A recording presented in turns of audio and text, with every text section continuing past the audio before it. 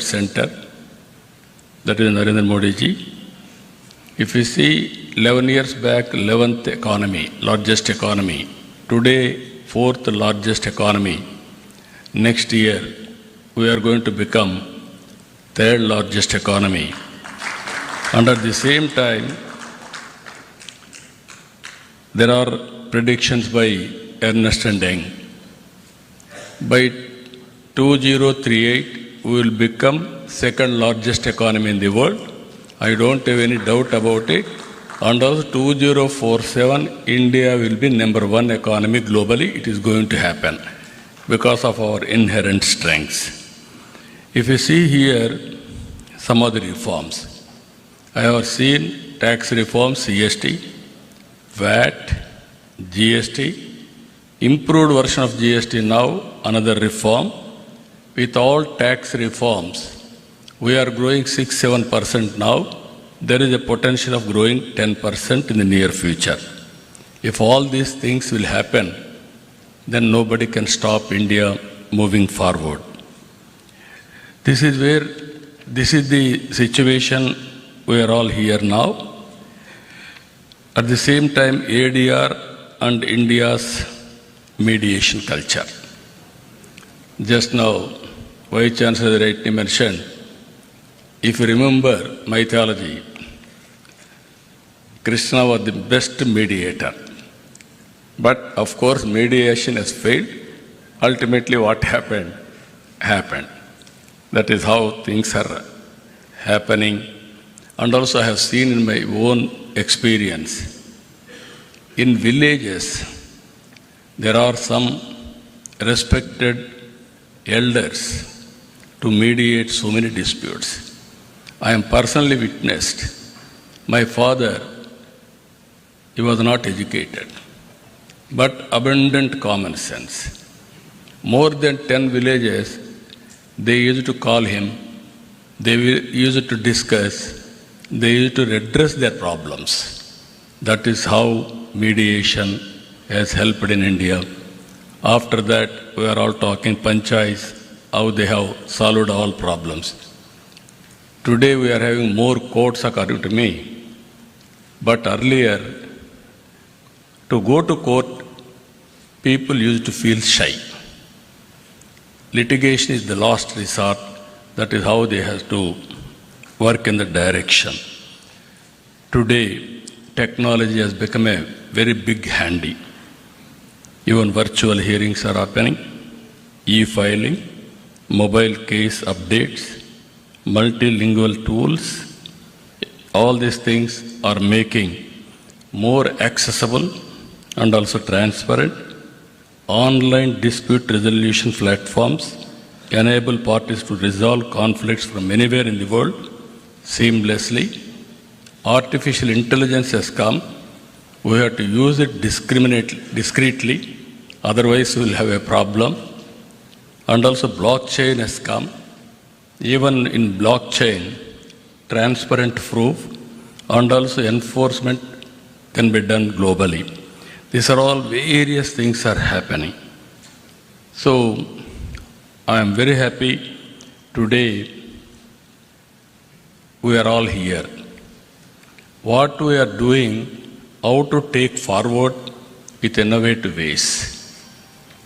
As Vice Chancellor rightly mentioned, I am very happy if we can make Visakhapatnam one of the biggest center, better than Singapore, ADR center. Government of Andhra Pradesh is willing to contribute that ecosystem. I will be very happy for that. Friends, and also Honorable Supreme Court judges and High Court judges, you are all watching. India is moving new technologies, high-tech. Now we are taking advantage of it. For the last 1 year, we are able to mobilize $100 billion investment to Andhra Pradesh. Now, next month, Google is going to come here, and also TCS is already here, and also Cognizant is coming. With all these things, what today India is having, data centers, Visakhapatnam is going to have more than what India is having total data centers capacity. That is going to happen within 1 or 2 years' time. And also, we are going now Quantum Valley. America is having Silicon Valley. They are proud of it. India, we started recently Quantum Valley. First quantum computer is going to operate from Amaravati by January 1st. It is going to happen. We will be the 6th country in using Quantum Valley, quantum computing, and also having quantum computer. Even space technology, you are all aware. Earlier, by seeing TV, we used to enjoy and also inspire. Now we are starting Space City. America is having SpaceX. We are having Space City now. We are going to launch very soon private satellites from Space City. It is near Tirupati. Now, wars we are doing. Earlier we need more manpower. Now drones are enough. All technologies are going to happen. We are starting drone city in Kurnool now for civilian applications and also defense applications. Electronic city, aerospace, these are all some of the areas we are going. Now what I wanted to emphasize here, we have to think alternative mechanisms also. Even in this, what I am requesting these organizers and also under the guidance of Supreme Court and also Honorable Justice, our Surikant Garu, they have to, and also our Narasimhan Garu, you have to guide alternative methods. Even to establish courts, that is one way, but how to create a mechanism with alternative disputes redressal mechanism. Even technology, how to use it, how to go about innovative way, all these things, I am confident they will work it out. Ultimately, this is the time, I can say we are all very inspiring time we are living. One example I will tell you, in my government, no citizen can come to office. Around 700 services we are delivering through WhatsApp governance from his home. All data, historical data is available. We are capturing all the data with Government of India, Government of Andhra Pradesh, and also AI tools are available. Quantum computing is available. Real-time data we can collect through satellite, drone, CCTV camera, IoT, wearables, all these things if you can collect, even through artificial intelligence, if you can apply, we can guide them real time. If with all these things are, that is where I am saying now, earlier we used to work very hard, future is only how to work smart. I am very happy. Indians are going to service the global community. As of now, people are going there. In future, from anywhere in India, they are going to deliver services. If necessary, they can go and work physically. That is going to happen. In this regard, how to reduce disputes, how to make more support for economic growth. That is where we are going to see. One thing I want to make it very clear here. India is going to become globally number one country. Indians are going to become number one globally. We have to plan now 145 crore population. With this population, what type of society we need? Not only building rich, but we have to make how to bridge the gap between haves and have-nots. It is our response to provide better living standards for every citizen. It is possible if we can plan properly by politicians and also guide by judiciary properly. India will be the best place to live and also best country to lead the global community. With this, I am very happy what our friends are doing here. Ultimately, I am seeking always guidance from Supreme Court, judges, and also our Andhra Pradesh High Court for doing better things. With this, thank you, one and all.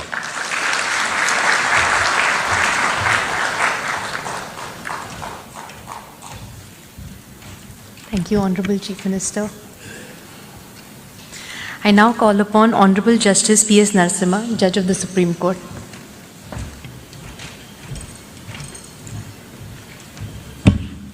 Very good morning to all of you. My esteemed elder brother, Justice Surya Kant, Honorable Chief Minister, Honorable Chief Justice, the two Vice Chancellors, Judges of the High Courts, President of SCORA, other dignitaries.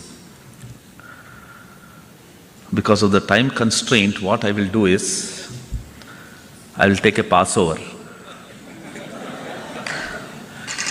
I'll promise to come back, but if I don't, I will leave you with just 3 points. 70 years after the independence, more than 70 years, we have pursued a resolution of disputes through adversarial litigation, which required finding of a fact. I think there's no doubt in our minds that this system didn't really work very well. The stakeholders were lawyers. So if we move to the system of mediation, the persons who will be doing the mediation substantially are also lawyers. So what position will you take as lawyers, having moved from adversarial litigation to that of a mediator? From logic, you will shift to trust. It is trust and trust alone which will help resolve disputes through the process of mediation. So you must learn that technique.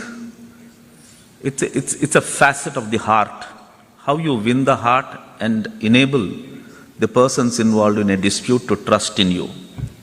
That's a process, reflect on that. The second point I would want to make is mediation must be closer to people, which requires you to know what people are, how they live, how they fight, what are their aspirations, what are their fallacies, what are their weaknesses. To understand, the most important element is language. So you must be closer to people, closer to their language, closer to their culture. The third point, which I will leave you with this, we experimented with one alternative dispute resolution, that is arbitration. Arbitration was hijacked by the elite. Elite in the sense of, not pejoratively, for commercial purposes. It was intended to be a very simple process where an arbitrator will come and resolve the disputes. Instead, it has been a technique for commercial transactions, and so far as small issues like a fight between two neighbors about a wall in a village, two brothers fighting for partition, they have to suffer civil court litigation. And arbitration is not available. My fear is that same thing might happen even to mediations. Mediation must be kept simple. As easily as possible, the disputes should be resolved. And what are the methods by which these three things that I have indicated can be achieved? I will discuss with you. Mediation is very close to my heart. If I come back, I will participate in one of those sessions and share my thoughts with you. Thank you very much. Thank you.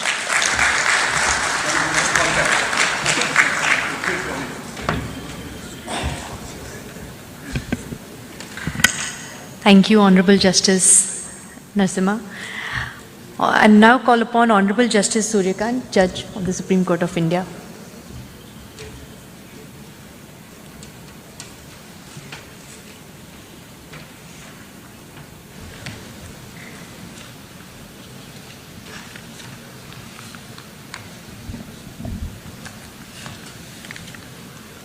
Shri Chandrababu Naidu, Honorable Chief Minister of Andhra Pradesh,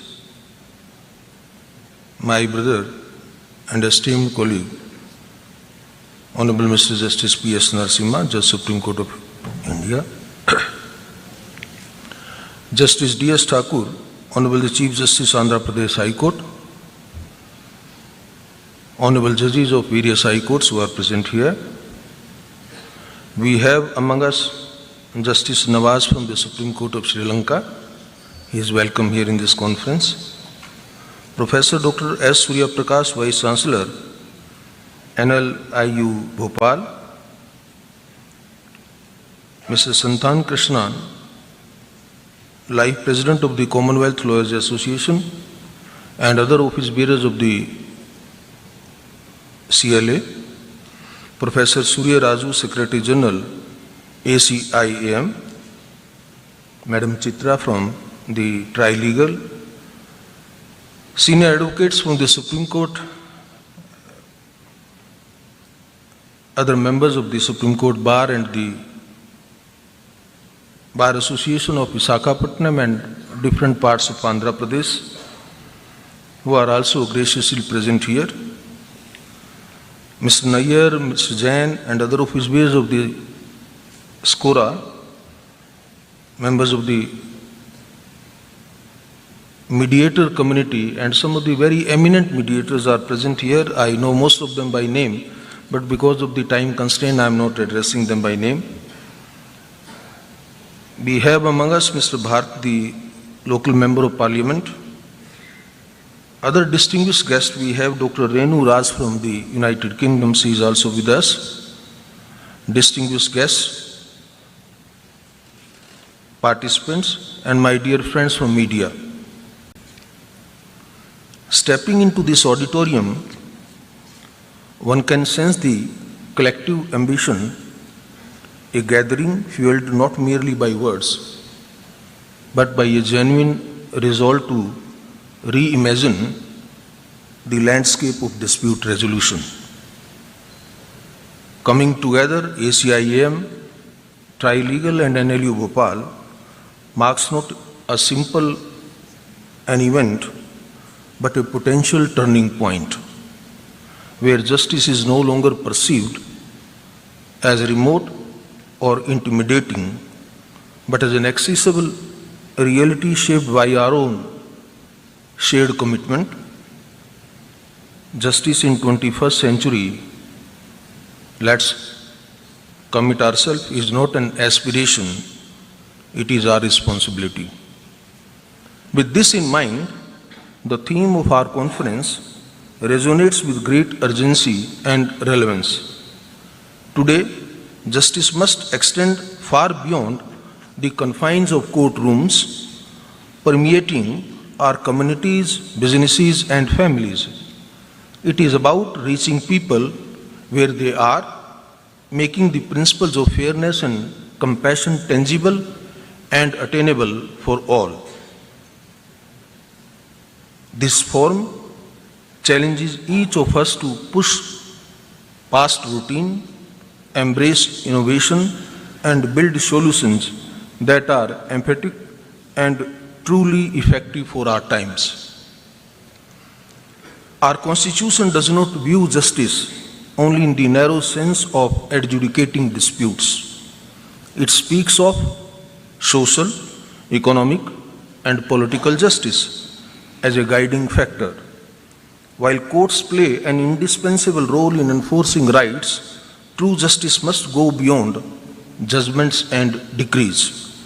It must reach people where they are, in a language they understand, and in a manner they trust. Mediation provides precisely this bridge. It ensures that the parties remain at the center of the process, that their voices are heard, and their dignity is respected. In this sense, mediation is not merely a legal mechanism, it is a constitutional value in action. As society and the economy evolve, so do the disputes. Today, we see conflicts in areas as diverse as intellectual property, cross-border trade, digital currency, cybercrime, family relations, international awards and their enforcement, environmental issues and concerns. If every such dispute is funneled into our already overburdened courts, the result will be delay, disillusionment, and a deepening sense of injustice. Mediation, therefore, offers us a different path, a path of creativity and consensus. It is flexible, faster, and allows customized solutions that courts, bound by strict procedures, may not always provide. For mediation to gain universal acceptance and become an integral part of our justice delivery system, the foundation must rest on a single non-negotiable element, and that element is trust. In the context of mediation, it flows from three critical sources. First, the integrity of the mediator. The entire process of mediation is built upon the confidence that parties repose in the mediator. Honorable Chief Minister pointed out how the old persons in the villages were being trusted and all the disputes were really left them to be resolved. It was only on account of the immense trust that the people had in them. They must believe that the mediator is impartial, independent, and competent. Integrity here is not merely a personal virtue, it is the bedrock of the process. If this perception falters, the process collapses. Second, the credibility of the institutions. Mediation cannot thrive in a vacuum. It requires robust institutional support to lend structure, consistency, and legitimacy to the process. Institutions like the one ACIAM serve as a custodians of quality and trust. In a world where disputes often carry significant economic and social stakes, institutional credibility reassures parties that mediation is not an informal compromise, but a structured, reliable, and enforceable method of dispute resolution mechanism. The third point, the support to be extended by the law. So, not only those 2 points which I have highlighted, unless there is a support by the law, the mediation may not be as successful as we perceive. For mediation to transition from an alternative to a mechanism as a mainstream method of dispute resolution, I believe it needs the backing of the law. And fortunately for us, we have the Mediation Act of 2023, marking a watershed moment by providing a clear statutory framework for both domestic and cross-border mediation, prescribing ethical obligations and giving enforceability to mediated settlement agreements. However, we should be clear that legislation by itself cannot transform culture. Laws can provide a foundation, but they must be animated by practice, sustained by institutions, and embraced by society. We must cultivate a legal ecosystem where mediation is seen not as a concession or a lesser form of justice, but as a superior process that empowers parties and preserves relationship. If courts represent the authority of justice, mediation represents its humanity. It restores agency to the parties, transforms conflict into cooperation, and turns adversaries into partners in resolution. In an age where speed and sensitivity matter as much as legality, mediation is not a luxury, it's a necessity. The question is no longer whether we can afford to mainstream mediation. Please mind my words. The question is no longer whether we can afford to mainstream mediation. The question is whether we can afford not to mediate on the first option. The second dimension of our discussion today is technology. The pandemic taught us that technology has ceased to be a peripheral tool. It has become an integral component of legal processes, reshaping the contours of dispute resolution worldwide. It leveraged thoughtfully. Technology can be the great equalizer, removing physical, economic, and social barriers that have historically excluded large sections of our population from the formal justice systems. Technology allows a farmer in a remote village, a small entrepreneur in a Tier 2 city, or a homemaker facing a family dispute, all of them to participate in mediation without the expense of travel, without losing day of work, and without the intimidation of formal court proceedings.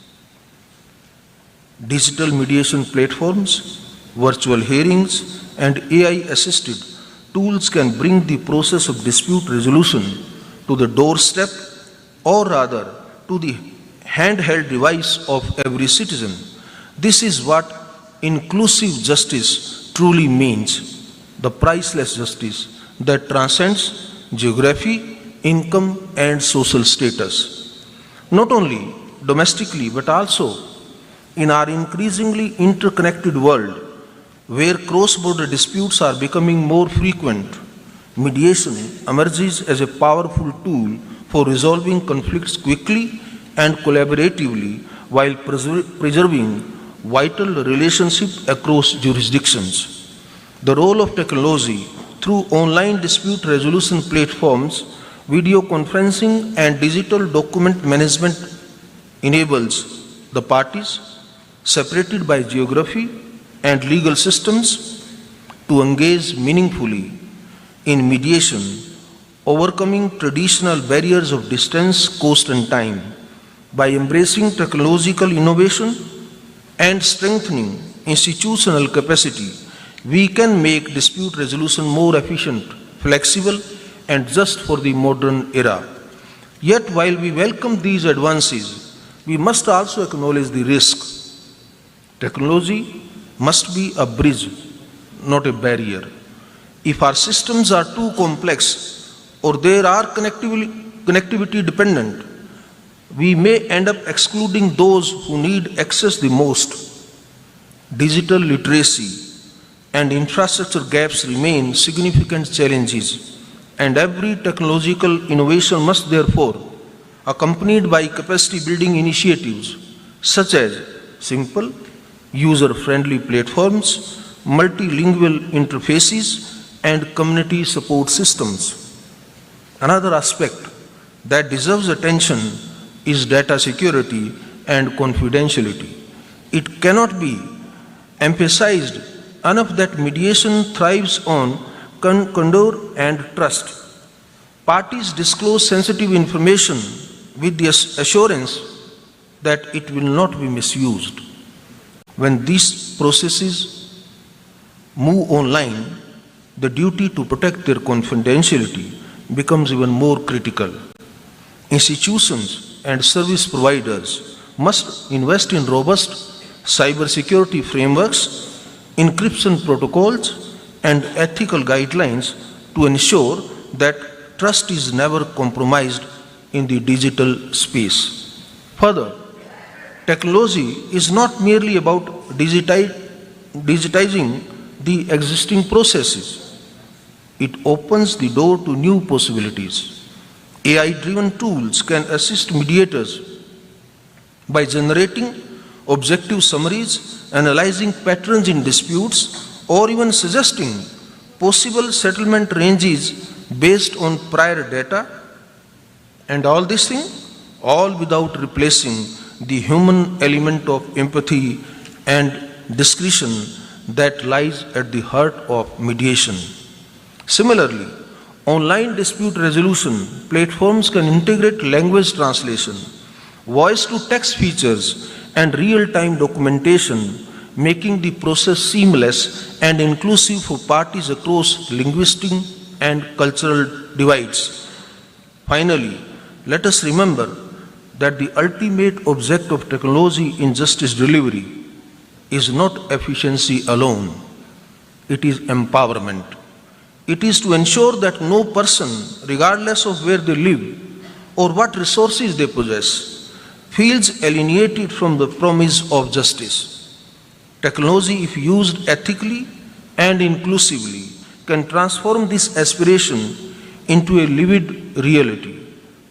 Let us ensure that every innovation moves us closer to that vision where justice is neither delayed nor denied and never distant. To the lawyers and students present here, let me say that with this emphasis, embrace mediation not as a challenge to your profession, but as an expansion of it. The lawyer of tomorrow will not only be an advocate in court, but also a facilitator of dialogue, a builder of consensus, and a protector of relationships. Mediation is not about diminishing advocacy.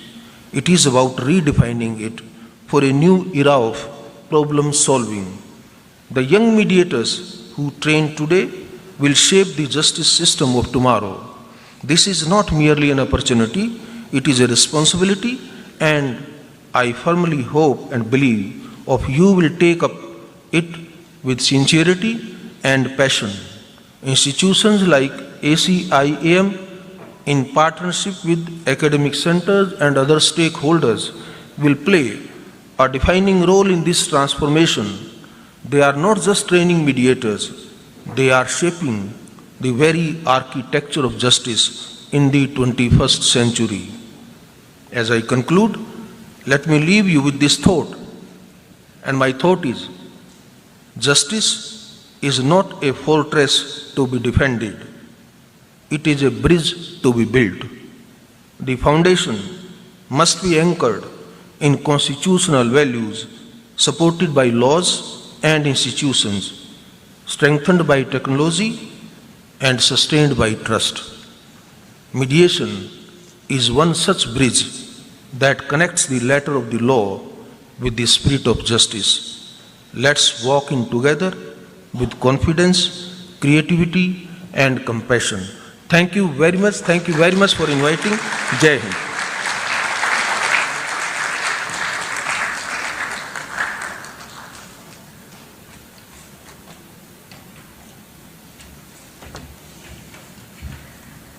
Thank you so much, honorable dignitaries. I think we've been enlightened how access to justice can be better through mediation and usage of tools such as learning the requirement of empathizing with not just the clients, with mediators, with lawyers, using AI but not abusing AI. Vishakhapatnam through ACIM will truly be the next mediation hub, not just in India and definitely the world over. With this, I call upon the website launching, if that can be done.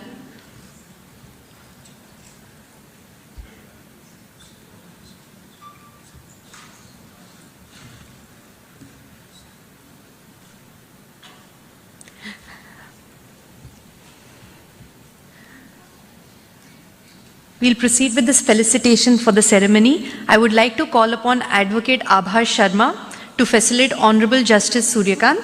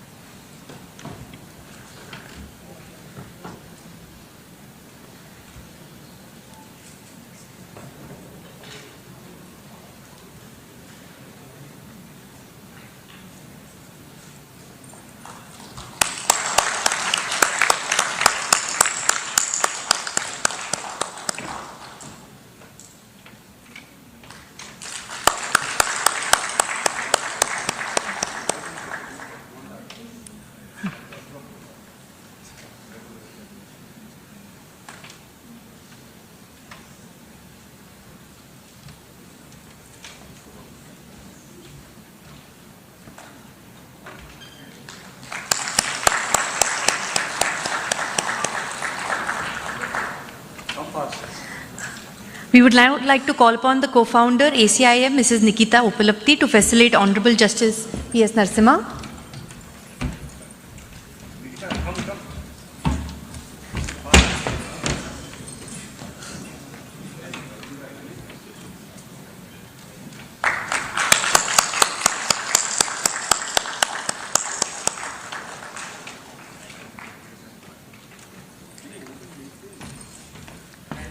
Take this photograph because there is no space. I would like to call upon Professor Dr. Surya Prakash to facilitate Honorable Shri Chandrababu Naidu. Website is ready. They are.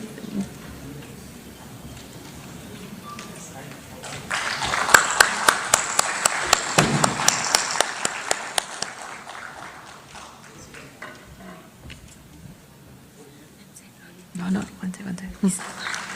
Concentrate. I would request Mr. Vinay Ahuja of Mohan Law House to facilitate Honorable Mr. Justice Dheeraj Singh Thakur.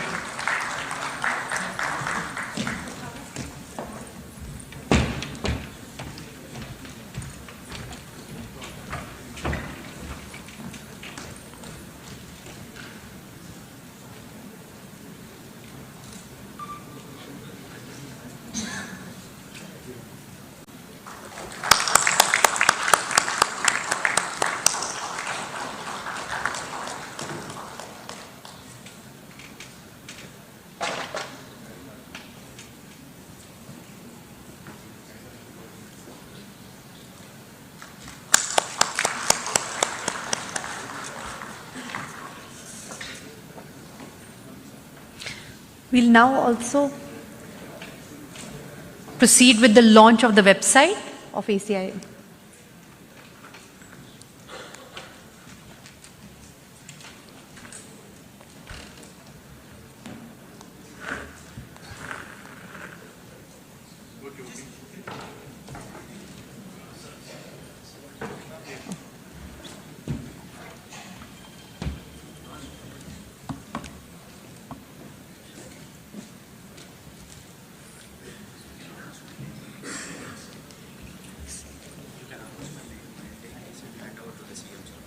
I call upon Vivek from ACIM to proceed with the launch of the website.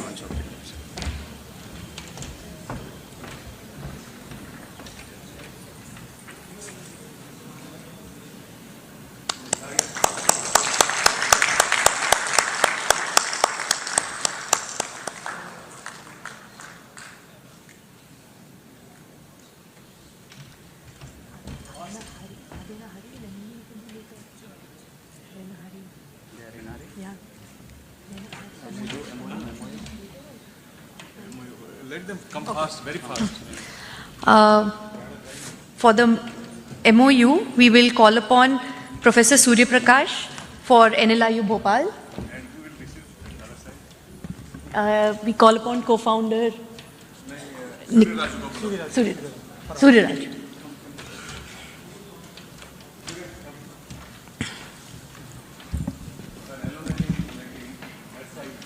In the meanwhile, can I call upon Nivaran, Miss Nandini Gore?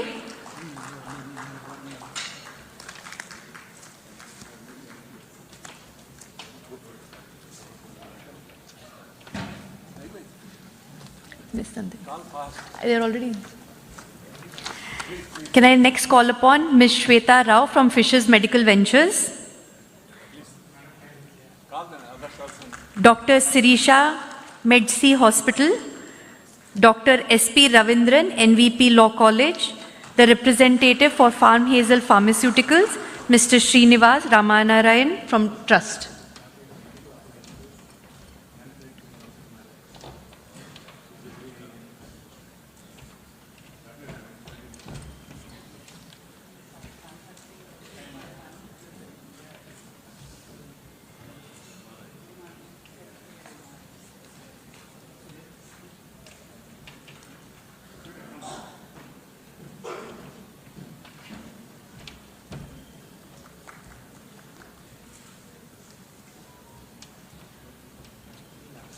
Last.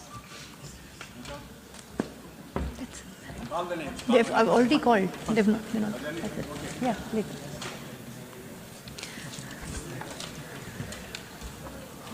Honorable dignitaries.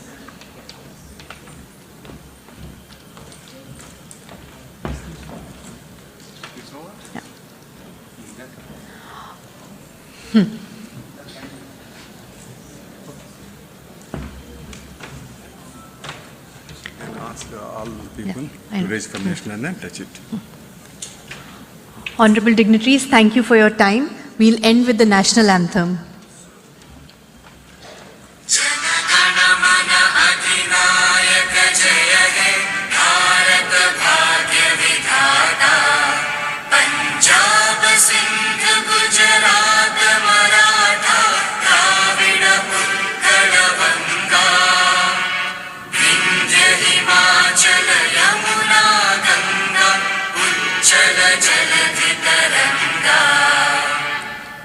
शुभ नामे जागे तव शुभ आशीष मांगे